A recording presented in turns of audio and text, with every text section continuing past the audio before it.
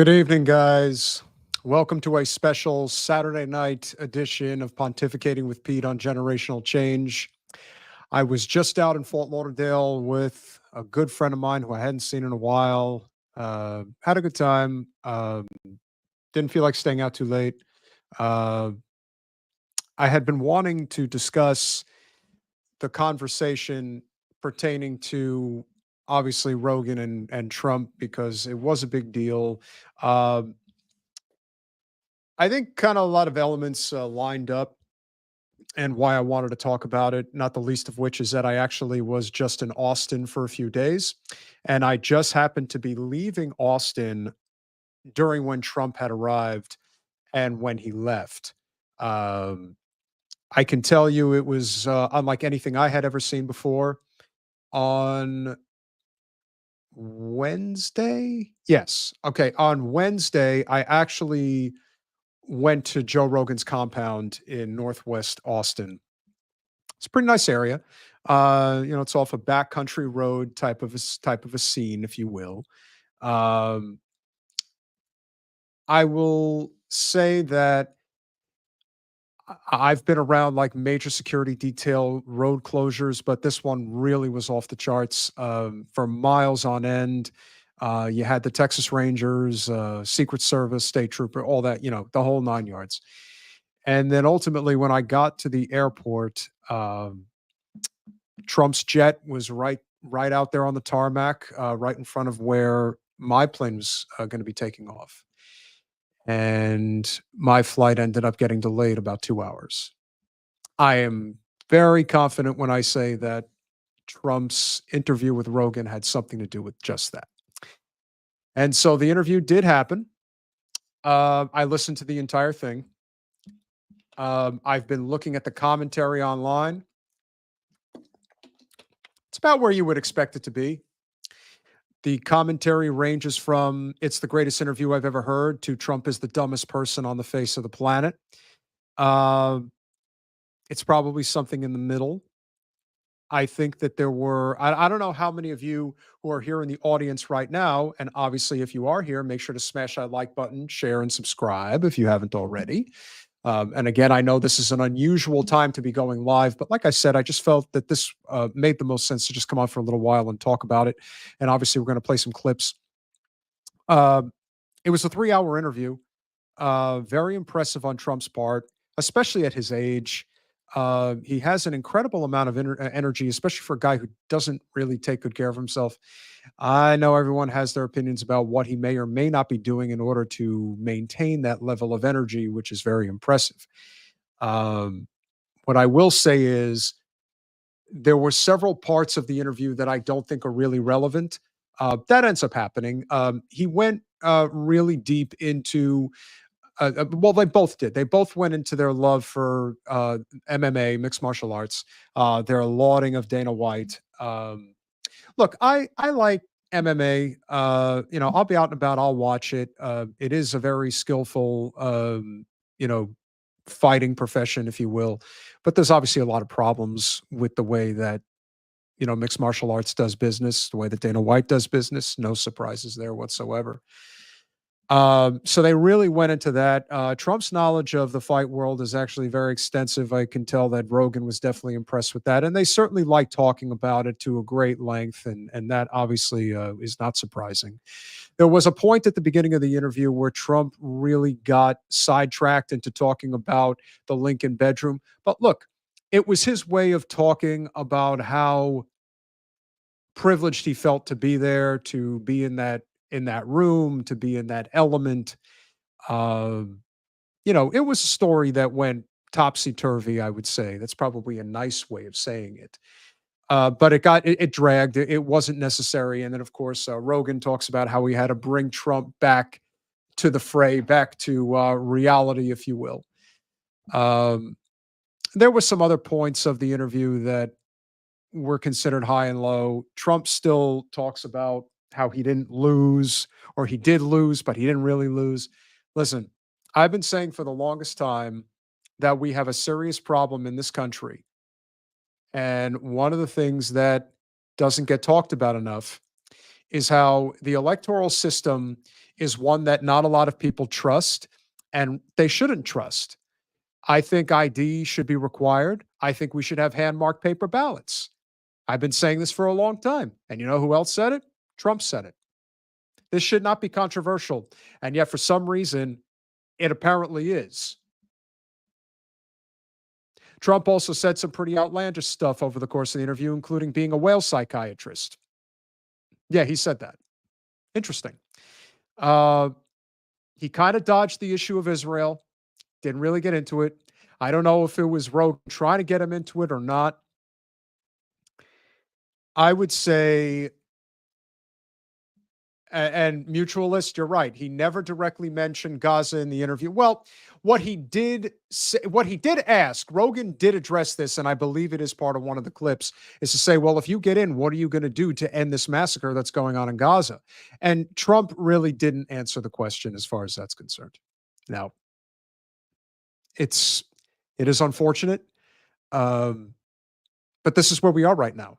We're stuck with an administration that is full on supporting a genocide and a potential next president who could end up doing the same exact thing, if not worse, or maybe not as worse.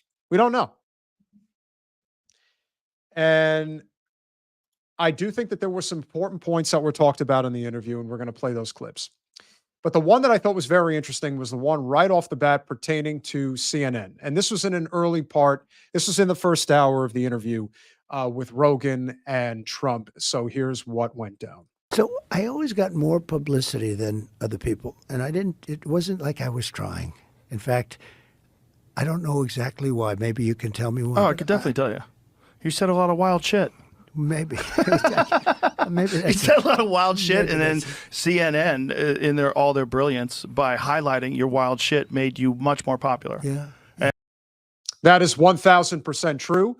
But remember, everything as it relates to Trump, as long as he's going to be around, is predicated on how much they can drive the ratings. That's what it's about. That is the top priority. As long as Trump is there, as long as he's in the spotlight, especially if he wins the presidency again, everything is about driving ratings with Trump, trying to highlight the most outlandish, far-fetched, superficial stuff that can come out of his mouth. And that is what CNN has always done and will continue to do as long as they're around. Hopefully not forever. And they boost you in the polls because people were tired of someone talking in this bullshit, pre-prepared politician lingo. And even if they didn't agree with you, they at least knew whoever that guy is, that's him. That's really him. Yeah. When you see certain people talk, certain people in the public eye, you don't know who they are. You have no idea who they are. It's very difficult to know. You see them in conversations. They have these pre-planned answers. They say everything. It's very rehearsed. You never get to the meat of it. One of the beautiful things about you is that you freeball. Like, you get out and you do these huge events and you're just talking and you're making. We've highlighted you on the show many times when you did this Biden impression where he's walking around, he doesn't know what he's doing. It's funny. It's stand up. It's funny stuff. But it's like. And he's right. And this is one of the appeals of Trump that I think people really underestimate. He's a funny guy. That's really what I don't think people truly understand. And that was one of the takeaways from the interview. The things that a number of the vote blue no matter who's, the Dem establishment people that were really hammering home, oh, this was terrible, et cetera, et cetera. But the truth is, Trump has great comedic timing. Like, he's just good. And I think people really underestimate, because of the fact that we're such a celebrity-obsessed culture, that his ability to lighten the mood, especially since politics is such a serious business, it's such a detrimentally evil business in so many ways, that he brings a certain type of alternative approach that I think appeals to a lot of people that would otherwise want nothing to do with politics. Like, you were making fun of Elon one time. You were doing an Elon impression. It's great. You have like comedic instincts. Like when you said to Hillary, you'd be in jail. Like, that's great timing. Yeah. But it's like that kind of stuff was unheard of as a politician. Like, no one had done that. He's right. No one has done it, and no one else is doing it, at least nowhere near to the effect that Trump is capable of doing it. And that, in many ways, is what he has done to define himself in this particular era. Because now that people are looking at politics in a different capacity, they're also looking at their elected officials in a different capacity and realizing just how terrible most of them really are. So when everyone's out there pointing the finger at Trump, and especially those that are just blindly supporting Kamala, for example, they will never look in the mirror and say, well, Kamala's not too good either. They really try to dress this thing up as if to suggest that, well, she's this great candidate. Well, they'll say that she is. She isn't. But then again, you've got people that are going to say that Trump was incredible. He knocked it out of the park. I mean, listen, I give him credit. I thought that it was a pretty engaging interview for a considerable amount of time. Trump rambles. There's no getting around that. It's not because he's in cognitive decline. It's just how he talks. He's a storyteller. And he talks with his, listen, I talk with my hands. I totally have to talk. And this is what it's all about. It's really incredible. And that's what he does. That's his storytelling method. And if you think that this interview is not making the Democratic establishment shit their pants, I think it's been just over 24 hours since the interview dropped on YouTube. It has over 20 million views already. And that's not even counting how many he's gotten on Spotify. I mean, that's a substantial reach.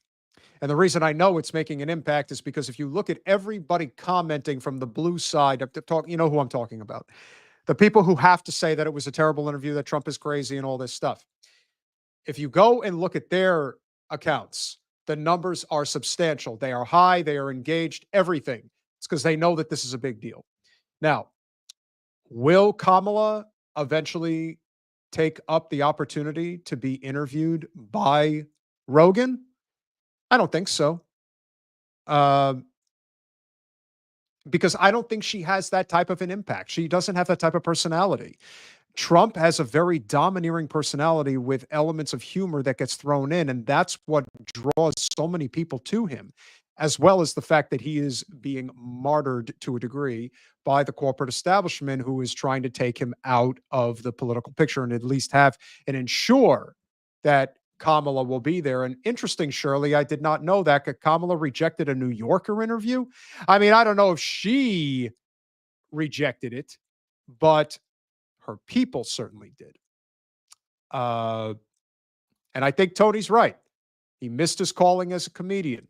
Well, win or lose, he's certainly going to have one hell of an opportunity to continue building his comedy routine. And that is exactly why Jill Stein or Chase Oliver or Claudia Dela Cruz or anybody who is not connected to the corporate establishment will never be permitted in will be given such an opportunity, at least not in our currently constructed system, which is designed to make sure that only the two corporate parties can be there. Trump actually did say as much during the podcast. Trump's not anti-third party. He just made it very clear. He tried to go with the Reform Party at a period of time, and he said, look, this is not how it works. It's unfortunate, but it's a two-party system. I tried the Reform Party, couldn't really get any traction. I had to join a political party. I joined the Republicans. The thing that they did get into, which was very interesting, was the discussion regarding particularly The View and how Whoopi and Behar and all of them, they loved Trump for years. They had him on all the time. The second he ran for president is turned immediately. Trump's Hitler. Have to stop him. End of the world if he gets in there. So the hyperbole is off the charts. One of the things that they decided that they had to go after Trump on, though, which I thought was pretty funny, and you guys will let me know what you think, was the discussion when it came to the environment. And I will say this about Trump. He does seem supportive of nuclear power, which I am 1,000% supportive of. I have told you guys time and again, the only way we are getting off of coal and natural gas is with I suppose nuclear would be somewhat of an infinite resource, but it's certainly one that has the reach to power major cities and the surrounding areas. Wind and solar, for many reasons, are not going to be able to do that. And it's a finite resource, especially when it comes to cobalt and lithium. Unless we're looking at the salt mine opportunities, and maybe they're coming, I don't know. Nuclear is the way to go. But this is a conversation that Trump and Rogan were having pertaining to the issues that whales have related to wind turbines. This is kind of funny. With the whales. I've read about this. Well, they say that the wind drives them crazy. It's a vibration because you have those, Right. those things are 50-story buildings, some of them. Right, and they're 50. super sensitive to vibrations They have and those, sounds. the wind is rushing, the things are blowing, it's a vibration, and it makes noise. You know what it is? I want to be a whale psychiatrist. It drives the whales freaking crazy. So, of course, he makes a statement like this, and everybody who is on Team Blue with a major platform that is protecting Kamala and the Democratic establishment, saying Trump's a lunatic. He says I totally want to be a whale psychologist. I want to talk to these psychiatrists. I want to talk to these whales. I gonna help them. That he's joking. At least I think they know he's joking. I mean, they're just saying it obviously to goad him, but I thought that was. I remember when I heard, I was like, that is such a Trumpism if there ever was one. Yes. And something happens with them, but for whatever reason, they're getting washed up on shore, and yet the environmentalists Conveniently ignored by the but the environmental people. environmentalists, they don't talk about it. Right. I think there's nothing uglier. I see it in Scotland. I see it all over the world. You have this beautiful valley. It's been there for in civilization thousands of years, but millions of years, and all of a sudden you have these ugly windmills. And who's to say that he's not just making the statements he's making because he takes money from big oil? Who's to say that that's not the reason he comes up with these excuses? But whatever the reasoning is, there are definite problems with wind and solar. There's no getting around it. Jen has said as much as well when we have discussed the issues with solar and the fact that it's not a finite resource. Lithium and cobalt and the mining that goes into getting those minerals, especially in places like the Congo, it's devastatingly bad. It's also true that you've got a huge portion of the materials that is situated in Western Ukraine. And I still maintain that that's the biggest reason why there's a war going on there in the first place.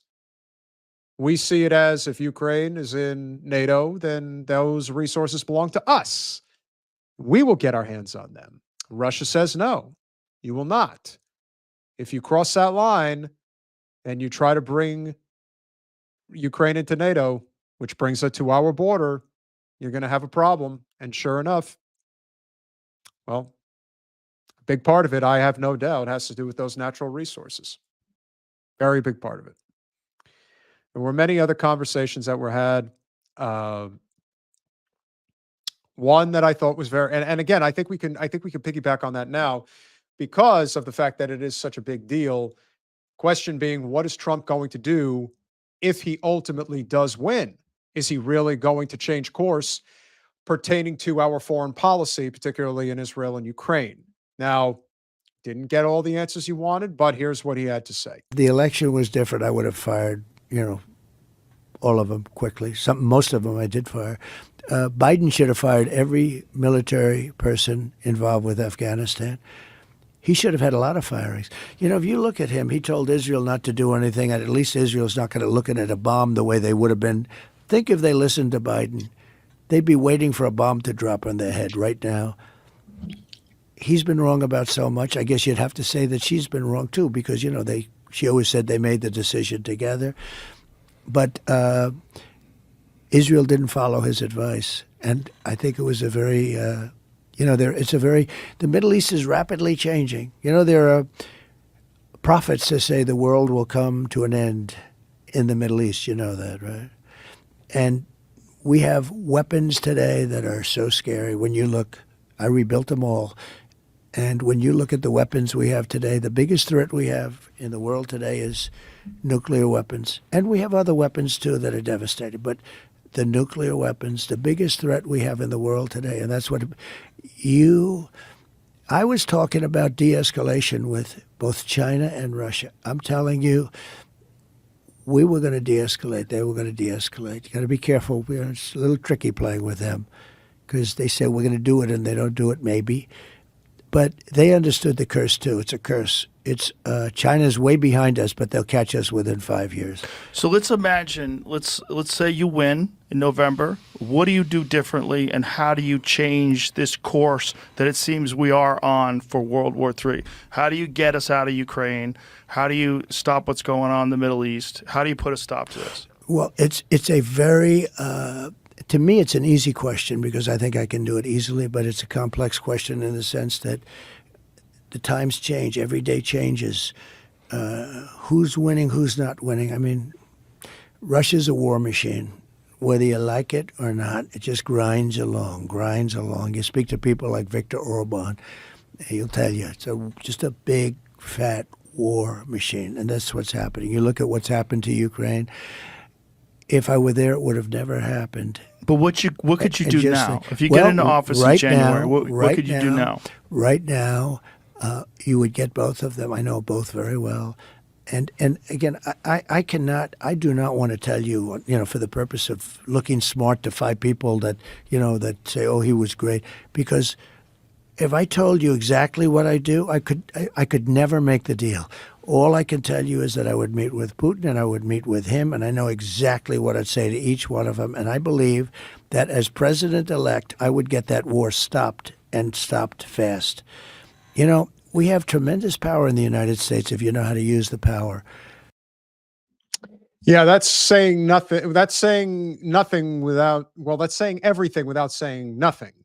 I think that's how you say it. Listen, I'm going to stop it. It's going to be great. I can't tell you how I'm going to do it, but I'm totally going to do it. I'm going to bring Putin and that other guy, Zelensky. We're going to bring them together. We're going to sing Kumbaya. I'm going to tell him, you get this, he gets that, and that'll be the end of it. And that's what's going to happen. One thing he did say, which he's not wrong about, is that Russia is one of the 3 global superpowers. And that is what is going to happen. You're going to have to find a way to mitigate the violence. Russia has told the world what their red line is, and the U.S. crossed it. And I think Trump has a little bit more sense because he is an outsider and he doesn't really, he's not a guy who just is like, oh, well, what do I have to do to advance my career in D.C.? It's not about that. But I do think that he sees himself as like a kingmaker of sorts. I don't know what to expect, but I know that people are more fearful of his cowboy-like attitude because he doesn't just go along with the establishment, and that's the real danger that they see with him being in power. I stopped other wars just by the use of tariffs. I got Macron of France. Good guy's like a friend of mine, but he's a wise guy, and he's a person that likes France, and he was going to tax our companies. I say, and I sent all the smartest guys. I sent Mnuchin. They all failed me. And I said, I'll do it myself. And I called him. I said, Emmanuel, you're taxing American companies. We're not going to allow you to do that. Oh, Donald, I cannot do it. Nothing I could do. It's already been passed. I said, Emmanuel, if you do that, I'm going to put 100% tariff on your wines and champagnes that come into the United States, and you're going to regret that you ever did it. He said, Donald, please, that's not fair. Anyway, within about 2 minutes, he dropped the whole thing. Now, whether or not that's true, Trump has one hell of a way of just basically saying, I'm going to play Russian roulette and see if this is going to work or if it's not going to work. But I would say he does, without question, shoot from the hip. And that has been his mark on foreign policy. But the one thing I've been saying, and I will still say now, and I do think that this will play a heavy hand in his foreign policy decision-making should he win in 10 days, is simply this. He wants that Nobel Prize. I think he really wants that. I want my Nobel Prize. It's very important to me. Well, if it's that important to you, let me tell you, you end the war in Ukraine, you end the genocide in Gaza, you're not just going to get a Nobel Prize. They'll be building statues of you all over the place. That sounds really great. I think we should do it. Let's totally do it. Great idea. So that's what, it's not scary. It's what it is. And there are people who and thank you, Marshflower. I appreciate that. Tapping is just as important even if you don't smash, but share if you can. It is important. Like I said, I don't know what his attitude is going to be like, but Trump is not innocent. People talk constantly about how he didn't start any new wars, and that may be true, but he was a droning machine. Who's to say he's not going to stop that?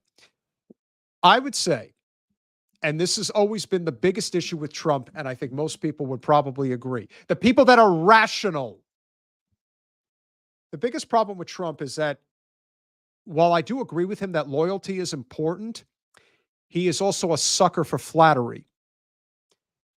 One of the people that he went very hard on in this interview was John Bolton, and I applauded him wholeheartedly for that, because we all know that John Bolton is a raging lunatic and a war criminal, and he should be in the fucking Hague, along with a lot of others. But you know who he was complimentary of? Mike Pompeo.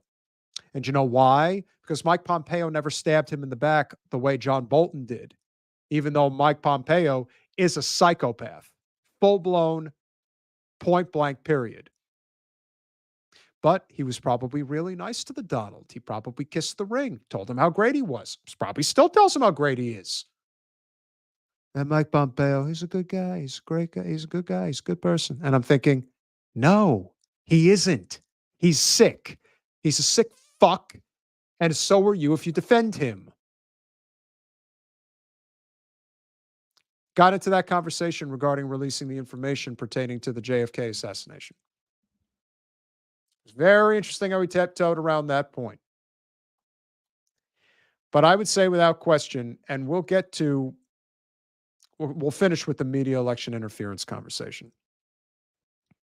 But I would say the most important part of this interview that I thought had the most value was in the second hour, or it may have been the start of the third hour, where Trump talks about RFK as well as Big Pharma. This was very important. Love this Make America Healthy Again idea, because there are chemicals and ingredients in our food that are illegal in other countries because they've been shown to be toxic. There's pesticides and herbicides, and there's a lot of shit that's been sprayed on our food that really is unnecessary. And there's a lot of health consequences that people are suffering from a lot of these things. And I brought this chart for you. Beautiful. Because I had a feeling you'd be asking me. Thank you. Look at this chart. These are healthier countries. Look where the United States is. I'm going to send this to RFK Jr. Look at that. This is, well, something along the... I was actually talking to RFK today, and he told me that more than 70% of young men are ineligible for the military because of their health. Do you know how disturbing that number is? And listen, I'm not the person who's saying we need a draft or that people should be serving in the military. I do believe that service to your country is essential, but there's a lot of ways to do it that doesn't involve being in, the armed forces. We could have a Peace Corps, for example, which we do not have. But this would be an example of just basic physical testing to get through basic training, and 70% of men, I'm guessing here, between the ages of 18 to 25, probably something in that range, are incapable of performing the basic tasks in order to become a soldier because their health is so bad. That's a serious problem. And I think we all know that a significant portion of our food is meant to poison us, literally and figuratively. You could see it. That's crazy. A lot of it's obesity. So here's the life expectancy versus health expenditure. Same chart. Yeah. Did you see that? USA. Wow, yeah. That's pretty good. Jamie's the best. He's very good. He's the best. But look at that. Look where at the USA is. It's not good. And that's our food. That that's our diet. That's sedentary lifestyle. That's our diet. That's the chemicals we ingest.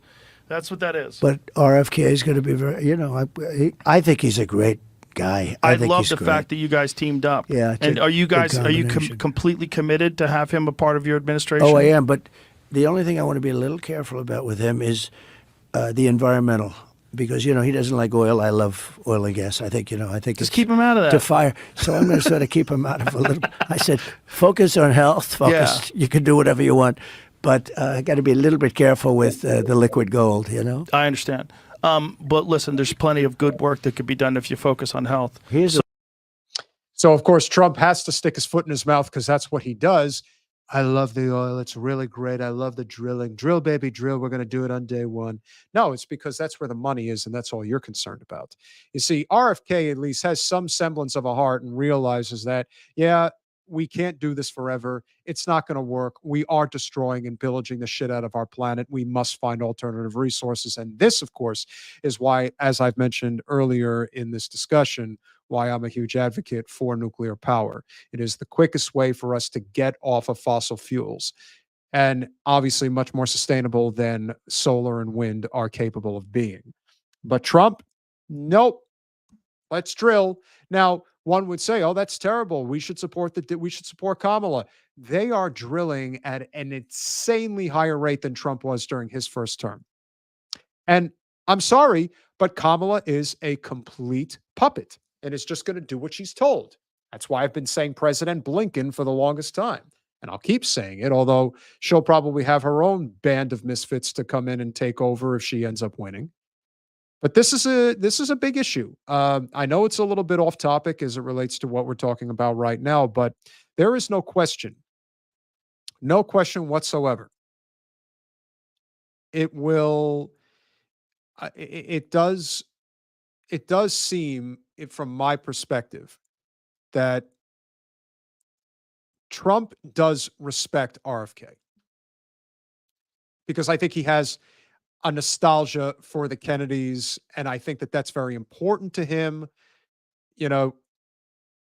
Kennedy, he was, I believe Trump was 17 when JFK was assassinated, and then he was 22 when Bobby was assassinated. So I can imagine that it had quite an impact on him. And remember, Donald was a Democrat for a very long time. Amelia, I don't know if I agree with that Trump will simply kick RFK to the side if and when he wins the election. Um, I I mean, listen, it's better than anything we're getting from the Democratic side right now. And I do think that this particular issue regarding our soil, regarding the quality of our food, I do think that this is a huge issue. Um, to me, it's a big what if. We don't know for sure how it's going to go down. Um, and I do agree that you do need, like anything, Henry, there must be a considerable amount of protection and regulation when it comes to the execution of these power plants. But Rogan did discuss this at length, basically addressing the fact that, especially in parts of Europe, you have these much smaller, especially in places like Germany and France, where the nuclear reactors are significantly smaller and they replenish the waste. And so that, to me, without question, is where the future lies in terms of energy extraction, my opinion. Here's the one that my all-time favorite, though. What is that? See the arrow right here? That's one I left. Do you have anyone that is pressuring you to not work with him? Have there been people not that are work with reaching who? RFK Jr.? Yes. Yes, I would imagine. Because I would financially, say, he can put a dent. I would say that, and I think in many ways they've done a good job. In many ways they've done a bad job. But I would say that the big pharma. No one else is going to make that statement except for him. And of course, he prefaced it with, listen, I think they do some good work. They also do some bad work. Big pharma. Yeah, Donald. Why don't you tell the truth and say, big pharma and private insurance, they spend more money on lobbying on Capitol Hill than anybody else. And that is what they do. And the reason they do it is because they have bought and paid for both sides of the aisle. We're one of only two major countries in the world. I don't even consider New Zealand a major country, but we're one of only two developed countries in the world that actually has pharma ads on television. And then, of course, you have your, I always say sponsored by Pfizer. That's a great point, Keith. Imagine what no pharma ad money would mean for mainstream media. Well, they'd be in a hell of a lot of trouble. That's for sure. And that ultimately will be a component that is a decision for a lot of people when it comes to voting. They just get a kick out of him. And in some cases, it's like, well, we're fucked anyway, so I guess we might as well go with him. And Kat, you are 1000% correct. And like most instances, Amelia, that is what ends up happening. Now, do I think it's possible it could be different this time, depending on who Trump surrounds himself with? Sure. I wouldn't hold my breath. We're going down by the head, and I don't think anybody's looking to put the brakes on. So either way, the spiral will continue. But with all the neocons leaving the GOP and being fully embraced by the Democrats, it'll be interesting to see what a second go around will be like if he does win. We'll continue. Wasn't thrilled when they heard that, I have a relation. I've actually always gotten along very well with him. I've known him a long time. He's a different kind of a guy. He's very smart, great guy. And he's very sincere about this. I mean, he really is, he thinks we spend a fortune on pesticides and all this stuff, and then you end up with that chart is a terrible chart, the one previous. It's such a bad chart when you look at where we are compared to other countries that don't spend 10 cents. Right. So, and you save a lot of money. But yeah, I've had some people that aren't exactly thrilled. You can imagine, right? Sure. It's a good question, actually. Well, certainly if it doesn't affect me. Some pharmaceutical drugs that have been prescribed that have negative consequences that these people have been profiting off of. And then you have a guy like RFK Jr. who spends an enormous amount of time highlighting those things. You could say how they'd be very reluctant to have you support him. I would say that's an understatement. Yes. Yeah. So what do you do to stop that from getting in the way? Well, look, they've come up with some amazing things. I mean, I don't know how you feel. I know you're against certain vaccines. But like the polio vaccine, people had polio. It was like a disaster. And they came up, Dr. Salk, and he came up with a vaccine, and there's no polio. Now, very interesting, there hasn't been polio, but now in the Gaza Strip, can you believe that? Have you heard that? There's been a big strain of polio coming out in the Gaza Strip. Is it And why is that, Donald? By the way, I thought it was interesting how we slipped in that it doesn't affect me, as if to suggest that they don't own me. They're totally not going to be in. I'm not in their back pocket. It's not happening. But the fact that he is bringing up, he is addressing on the most popular podcast in the world. Can you believe that there's polio that's come back? It's come back in the Gaza Strip. Why do you think that is? It's because Israel is committing a genocide against the Palestinian people, and they are dealing with mass famine and disease. That's what happens. That's why something like polio has come back. That is why hundreds of thousands of people are going to die over time as the result of the famine. And all of the negative effects that come from entrenched warfare and bombing. Think about, we're going to be talking about this with Norman Solomon this upcoming Thursday regarding Agent Orange and what that did to Vietnam and how people still forget that affected millions of people. Well, think about what's happening right now to the Palestinian people. It's not just the bombs. It's just one part of the equation. He lets these little things slip every once in a while, and this is why they have to shut him up, because he'll say the things that you cannot talk about. Can you believe that polio is coming? Can you believe what's happening to the can't talk negatively about Israel. Can't do that. Crossing the line. We'll continue. Vaccine-derived polio? Because, there's a strain of polio that comes directly from the vaccine, because unfortunately sometimes when you vaccinate people for polio, you actually give them polio. I haven't heard that, yeah. Yeah. I mean, all I can do is I sit down and I listen to him, and I'll give it a total. I would love him to be right, because if he's right, it's a lot less expensive generally speaking. There's two things that people point to when they point to the dangers of the pharmaceutical drug industry. One thing is when pharmaceutical drugs were allowed to advertise on television. We're only one of 2 countries in the world that allow pharmaceutical drugs to advertise on TV. The other one's New Zealand, but they're more restrictive than we are. People are but worried. those ads, when you hear take a certain drug, And then you hear all and the then you consequences. say it causes cancer and Yeah. baldness. We don't like baldness. Suicidal and this ideation. and that and Yeah. eyesight, and you can lose your vision. Yeah. And I actually asked one of these guys, I would never take. I mean, because there's things that are so bad. They go through a whole list. I guess they save some liability, but man, I said, does that affect the purchase? And they say it really does. When there's something you have and you read, and then they go through the list of Side effects. the potential side. It's not Yeah. even the potential side effects. Right. I mean, a lot of people are just. I asked that question. People hear that.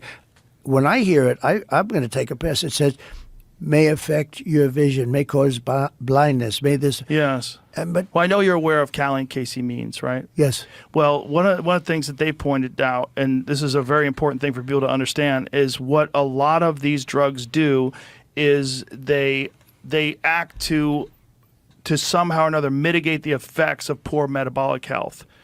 But most of these problems that these people are suffering from wouldn't exist if we put an emphasis on metabolic health. If people got healthier, they started eating nutritious food and taking vitamins, a whole host of these problems that people are having would go away.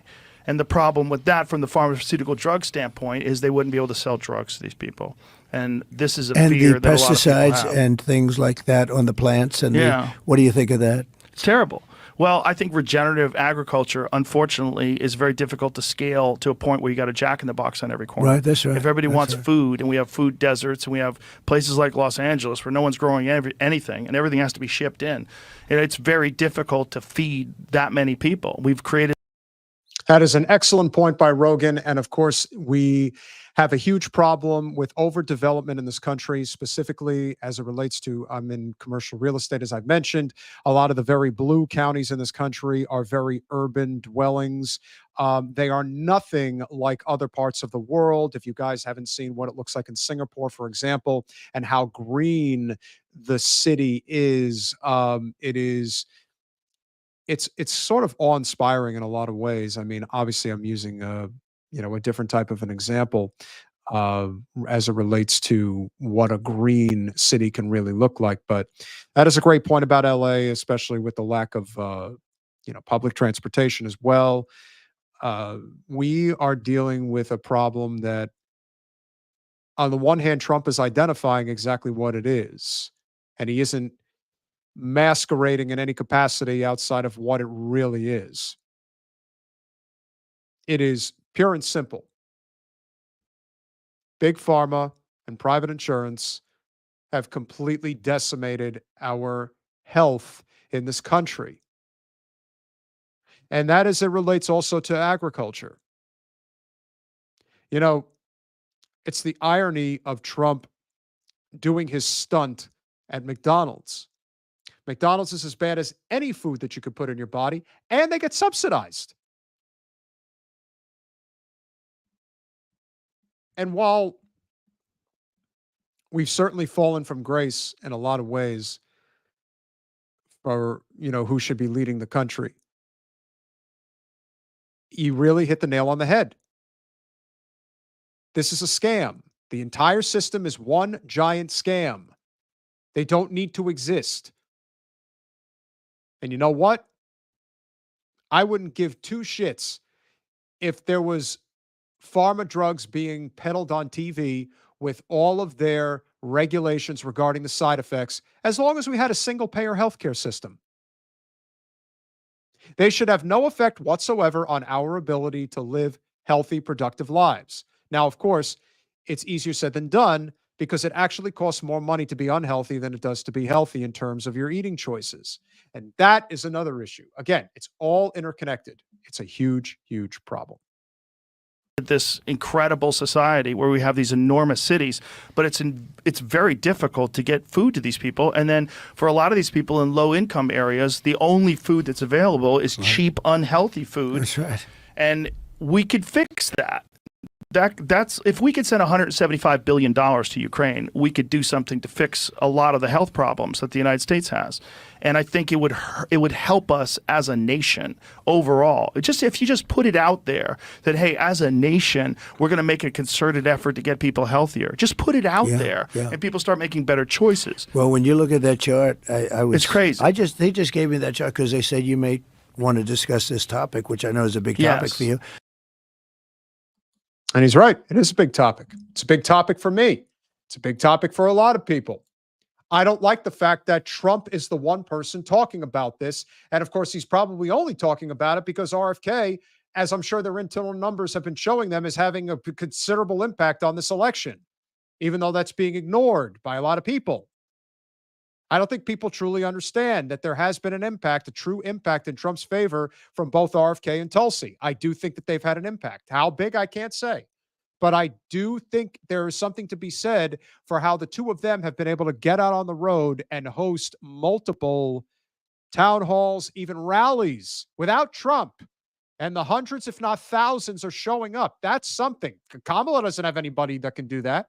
And she doesn't, while Trump is in Austin doing this interview yesterday, Kamala's in Houston doing a big rally. But why was it big? Because Beyonce was the featured attraction. You see, that's the thing that the Dems do.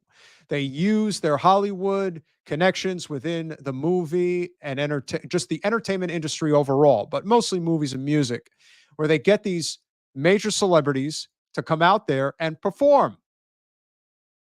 That's a bait and switch as far as I'm concerned. Not a lot of people go out to rallies to see Kamala. People go to rallies to see Trump.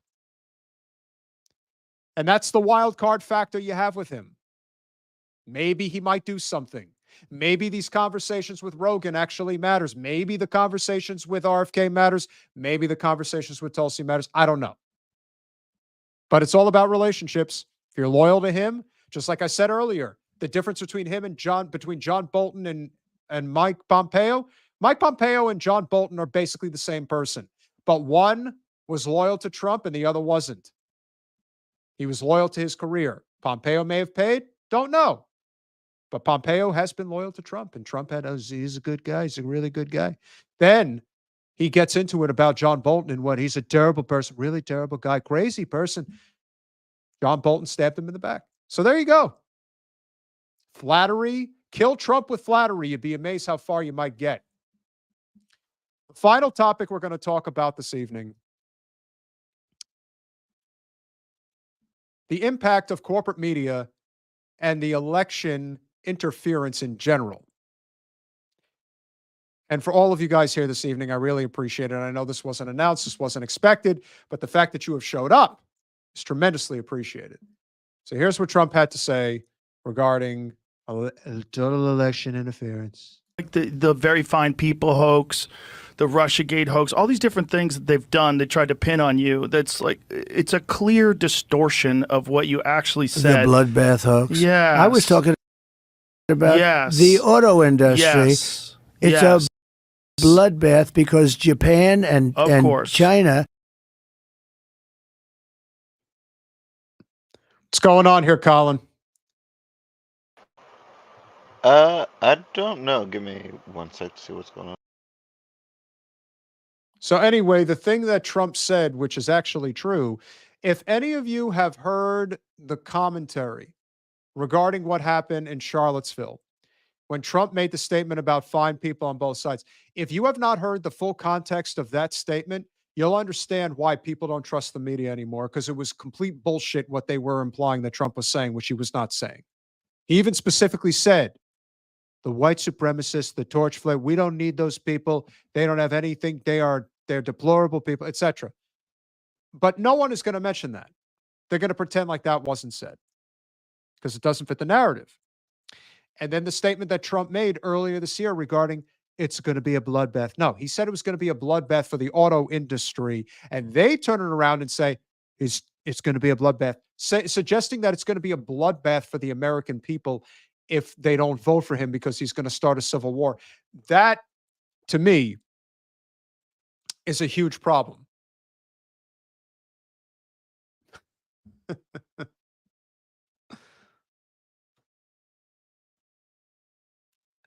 I think there were times where he was being very flattering, and there were times he wasn't.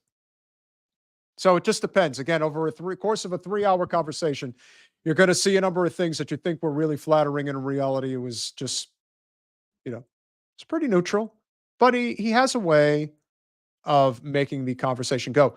By the way, Tony, great point. Professor Richard Wolff actually had a great uh, interview. I'm not. This is like a couple of days ago, but did a fantastic job. It's on YouTube, pertaining to where America's going right now, and that the American empire is collapsing. But we will continue this clip here pertaining to Trump and the impact that corporate media has in kind of wrecking themselves instead of wrecking Trump. Like the very fine people hoax, the Russiagate hoax, all these different things that they've done, they tried to pin on you. That's like, it's a clear distortion of what you actually said. The bloodbath hoax. Yeah. I was talking about the auto industry. Yes. It's a bloodbath. I mean, guys that are doing, it's a whole new world out there. It's a different world. And but, I'm on TikTok now. Congratulations. And I've done really well. No, but the crazy, have you seen the numbers? Billions of hits. It's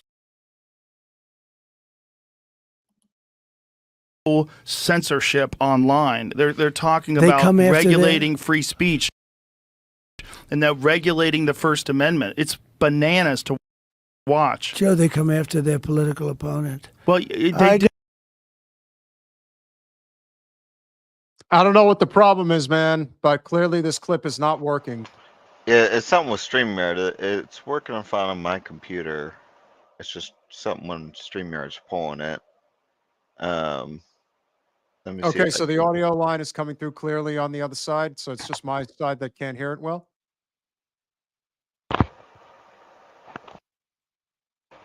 It was skipping for me too. Yeah, so clearly this isn't working. All right, don't worry about it. Forget it. I'm not sure what's going on. Yep. So anyway, the gist of the conversation, which was what changed, why are these things happening? And of course, he gets into the whole point regarding The View and how they used to treat him nicely and they always wanted him on. But obviously all of that has changed now, and they do take him out of context. And it's not like you have to take Trump out of context. He says a lot of outlandish stuff to begin with.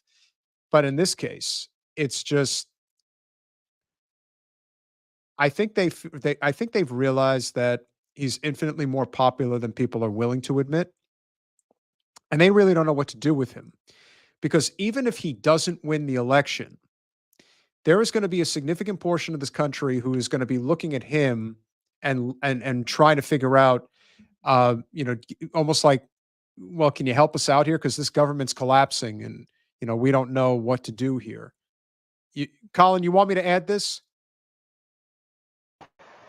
Yeah, we could try this. You'll just have to let me know when to pause it. You won't be able to pause it is the only caveat. All right. Now, you know what? Forget it. We've already gone an hour. It's, I would say that the biggest takeaway from this interview, and I will tell you guys right now, just going to YouTube as we speak and just taking a look at exactly where things stand pertaining to the interview. Right now, this interview dropped 1 day ago. Just one day, with maybe a little bit more than 24 hours. It has over 23 million views on YouTube. That's a big deal, especially since early voting has already begun. And to have that big of a reach is a big deal. My takeaway from the election is it was kind of mostly what I expected. I've heard other interviews with Trump. I think that there were points where they were just chilling and having a good conversation. The people that are supporting Trump, the Trump sycophants, they think it was the greatest interview of all time. The people that were listening to the interview from the vote blue, no matter whose side, are going to say that Trump was an idiot and it was terrible and Rogan was making fun of him and things like that. No, that's not what was happening. I think they enjoyed the conversation. That was the impression that I got. Trump said some outlandish stuff, like he always does. But again, he spoke for 3 hours. And over the course of 3 hours, they're going to hone in on whatever they think they can use against him. Just like he said, I want to be a will psychiatrist. And they think that that's something that is going to be effective. Again, the point is we are in the home stretch of the election. There's 10 days to go. Rogan invited Kamala to come on the podcast, and she turned him down. Trump didn't. Will it make a difference when it's all said and done? Who knows? There was also some talk regarding polling, and that polling is fake. Well, you know what? I think a lot of polling is fake. I think a lot of it's bullshit. The thing that I do believe is that the people who typically are being polled, that are responding to polls, are people that are really obsessed with politics to begin with, and they're very partisan for the side that they support. I don't think a lot of independent voters, especially ones who are more casual to politics, but maybe follow or are aware of what's going on, are the ones that are being polled. Can anybody, and I'm talking about a real poll, because I've been solicited a couple of times. I didn't participate because I don't want to. Can anybody in the chat verify if they have been approached about doing a poll? And if so, have you actually done one? I'd like to know. Can anybody verify if that is something that has come about? I don't believe if nothing else,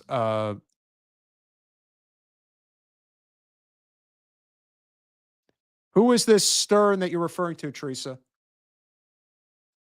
Oh, you mean Howard Stern? I think that's probably it. Okay, so Rogan, no. Kat Negrita, no. Sisyphean Task, no. Henry Kajawa, not for at least 10 years. Teresa is the first one who says yes. And please let us know how that went. How did the polling go? How did that end?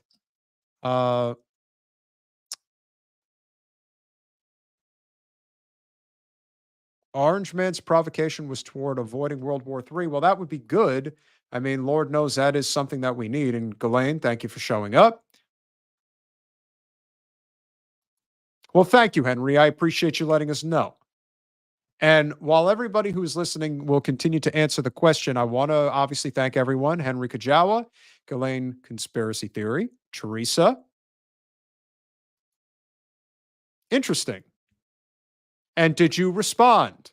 That's the question, Ghislaine. Did you respond? Who else? Tony D, Sisyphean Task, Ray J, Rajin,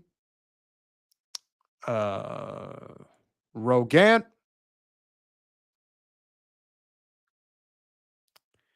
I think I said your name, Kat. I'll say it one more time. Kat Negrita. Amelia Dominguez, Keith Ward,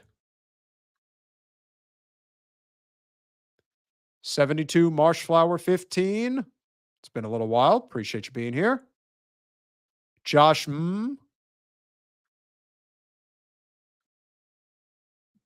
Shirley Kirsten, I believe you're new, and I really appreciate you being here this night. Yeah, he gave him a little bit of flattery. But again, that's how you make Trump bark. Mutualist, appreciate you being here. Morgan Freeman, well, I like your name. Austin, Texas. I didn't even know there was an Austin, Massachusetts. But you learn something new every day.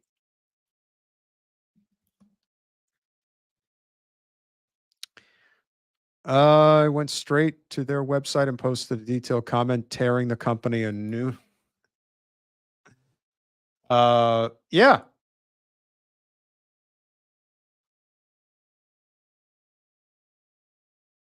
And I do believe that that in itself is a lot of what we get when it comes to polling. Now, some of it's accurate, but a lot of it's not.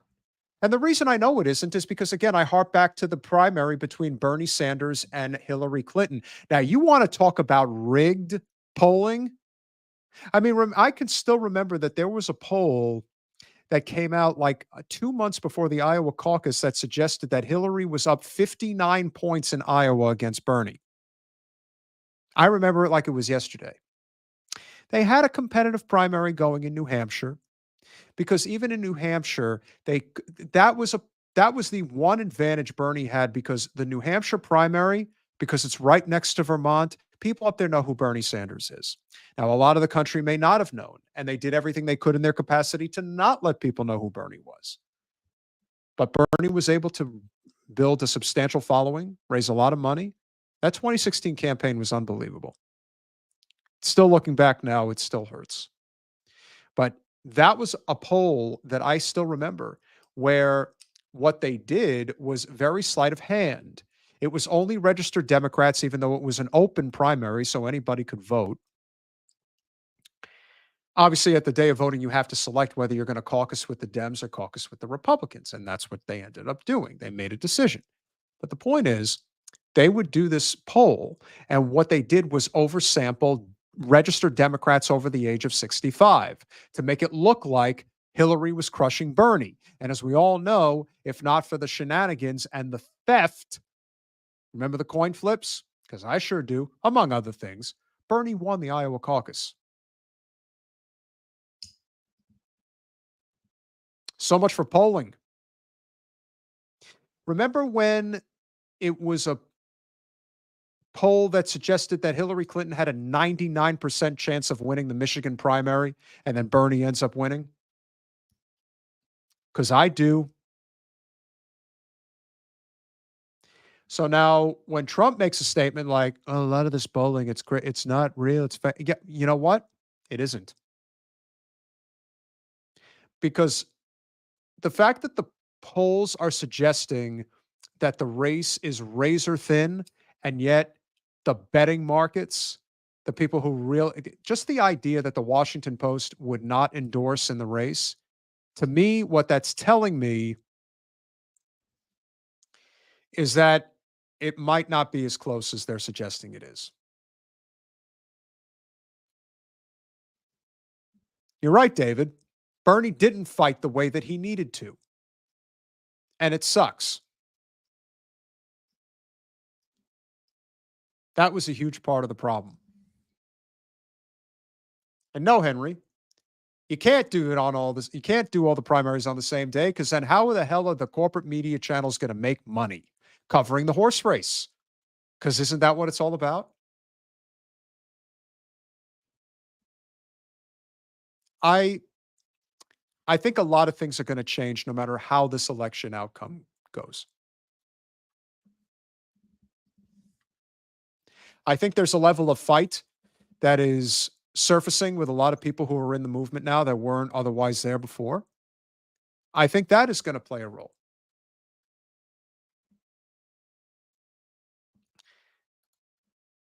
And I think all politics is local. I think we have to get out of this. We have to get out of this idea that we have to be attached to the two-party system, as well as that we can't define ourselves as we see fit. Because remember, the issues are what matters, and the coalition building through labor is what matters. There's a lot of hard truths that are going to come, and we're going to be facing them. Obviously, right now, the focus is on the election, but the election will be over with in a week and a half, and it can't end fast enough. Just want to get through it, no matter who wins. We got a lot of work to do that has nothing to do with the top two candidates in this country. We need a reprieve. That's for damn sure. So with that said, I appreciate you all. We will be with Jamal Thomas on Monday, Norman Solomon on Thursday, and then we will have our election night coverage on Tuesday, November 6th. Remember, we are a small but mighty channel. Any support that you can provide is tremendously appreciated. Please go to patreon.com/generational change for as little as $5 a month. You can become a supporter of our small but mighty channel. And if you're so inclined, you could also make a contribution through Cash App. It is $GenChange. You can also post a super chat, but as you know, I always encourage you to go to Patreon or to go to Cash App because YouTube does take a chunk of the money. We prefer that they don't do that. We're already making enough as it is, right? So, yes, Keith, I understand what you're saying. It probably will not be decided in one evening. It would be so wonderful if it would be. And then, of course, like I said, go to GenChange Cash App. We'll never know for sure, Ron. Ro, that's why we're on the outside looking in. And I do agree. Bernie's support would have been undeniable because I think the country was ready. And the fact that I think it's still ready. If somebody like RFK, who's bouncing off the walls, can get the support that he got, there's no telling what could happen. And Base Chad Thunderjock, you're the last. Thank you for checking in. There is not one clear-cut way that this is going to get done. But I appreciate you all being here. Smash that like button, share, subscribe, do all those things that we ask you to do. We'll see you Monday night.